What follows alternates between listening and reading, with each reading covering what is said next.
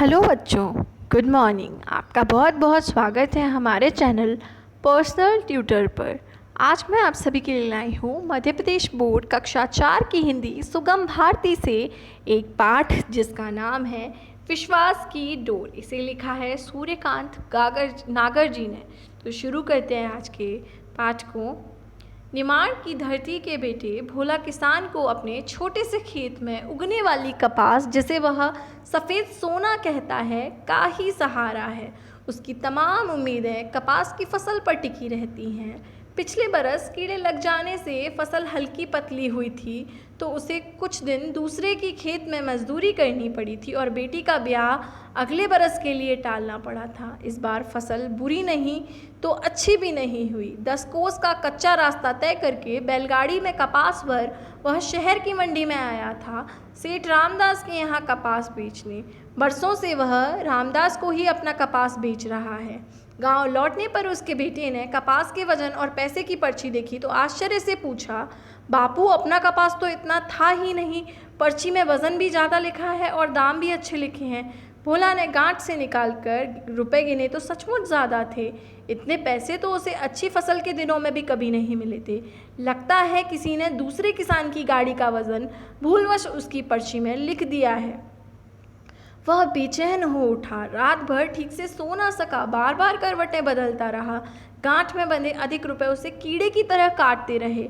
उसे चिंता वर्षों के अर्जित विश्वास की थी। अगली सुबह उसने बैलगाड़ी जोती और निकल पड़ा सेठ रामदास से मिलने। घर वालों ने कहा भी कि इतनी जल्दी क्या है, जब भी शहर जाओगे रकम लौटा देना। यों भी मुन्नी का ब्याह सिर पर है, उधार मांग कर रख लो, सेठ जी को बता देना और बाद में चुका देना। मगर भोला अजीब सी उत्तेजना, बेचैनी और उतावलेपन से भरा था। सुबह 9 बजे वह सेठ की देहरी पर था। उसने पर्ची और रुपए सेठ के आगे रख दिए। सेठ जी मुस्कुराए और बोले, कल तेरे जाने के बाद गलती पकड़ में आ गई थी, पर तुझे इतनी जल्दी करने की क्या ज़रूरत थी।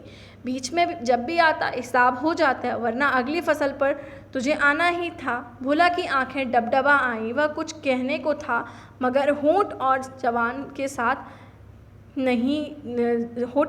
साथ नहीं दिया। सेठ जी ने कहा, भोला, तू निरा पागल है। तूने विश्वास की डोर को इतना कमज़ोर कैसे मान लिया?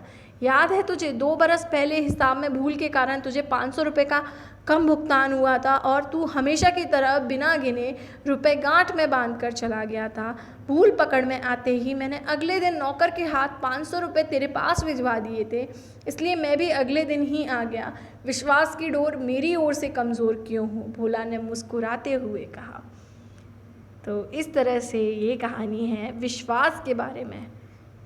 जो विश्वास की डोर होती है वो बहुत नाजुक होती है, इसलिए हमें इसका हमेशा ध्यान रखना चाहिए, क्योंकि विश्वास किसी का एक ही बार जीता जाता है और एक ही बार किसी का विश्वास तोड़ा जाता है। अब जो चॉइस है वो आपके हाथ में है, या तो आप किसी के साथ का विश्वास जीत सकते हो या किसी का विश्वास तोड़ सकते हो। अगर आपको भी ये कहानी पसंद आई हो तो वीडियो को लाइक कीजिए, चैनल को सब्सक्राइब कीजिए। Thank you.